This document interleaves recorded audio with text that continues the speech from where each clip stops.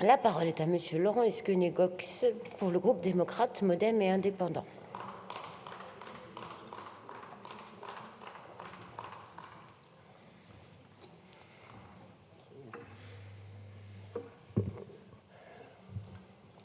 Madame la Présidente, Madame la Ministre, Mesdames les rapporteurs, mes chers collègues, et si j'osais, yo.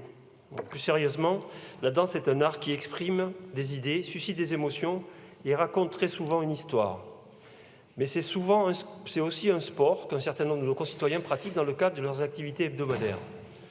Le diplôme d'État de professeur de danse, établi par la loi du 10 juillet 1989 relative à l'enseignement de la danse, est actuellement un diplôme obligatoire pour enseigner la danse dans les esthétiques classiques, contemporaines ou de jazz. Depuis la mise en œuvre, la reconnaissance du métier de professeur de danse s'appuie sur les garanties observées en termes de compétences pédagogiques et de niveau de qualification qui structurent cette profession. Or, beaucoup d'autres formes de danse sont enseignées, en particulier le hip-hop et les danses urbaines, qui se sont beaucoup développées ces dernières années.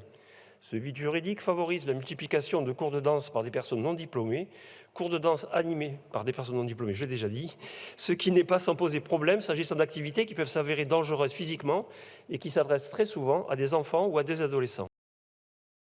Conscience de ces enjeux et dans la continuité de votre mission flash relative à la politique de danse menée en 2021, le texte que vous proposez vise à adapter l'encadrement actuel de l'offre existante de l'enseignement de la danse aux nouvelles disciplines chorégraphiques ainsi qu'aux différentes voies d'accès à la formation. Le groupe démocrate tient à vous remercier pour le travail effectué et soutiendra cette proposition de loi pour 3 raisons principales. Premièrement, prendre en compte l'évolution et la diversité des pratiques de la danse, hip-hop demain, danse régionale de France, qu'il ne faut pas oublier, danse baroque, danse du monde après-demain.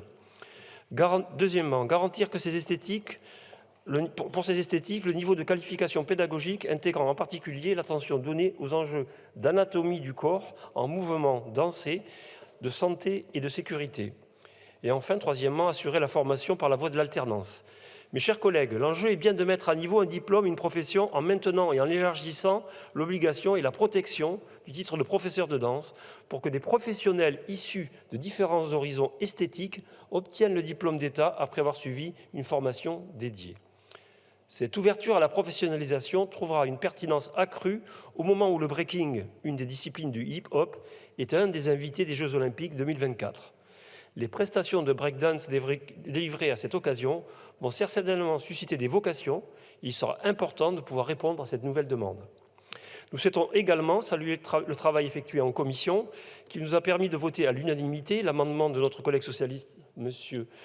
Delaporte, pour aligner les conditions et les critères d'honorabilité de la danse sur ceux prévus pour le sport. La protection des danseurs dans cette pratique artistique qui concourt bien souvent à leur construction personnelle est une priorité sur laquelle il n'est pas possible de transiger. Pour terminer mon propos, ce texte est issu d'un travail transpartisan et qui fait globalement consensus auprès de la communauté artistique. Je veux rappeler 2 points d'attention sur lesquels nous resterons vigilants. Le devenir des professeurs de danse actuellement non diplômés qui seraient concernés des dispenses pour ces professionnels qualifiés nous semble effectivement indispensable pour répondre à cette incertitude. Les modalités d'institutionnalisation du hip-hop pour éviter de figer un certain nombre de styles dans la reconnaissance du diplôme, les maquettes pédagogiques du diplôme d'État devront répondre à cette nécessité d'une représentation des différents courants.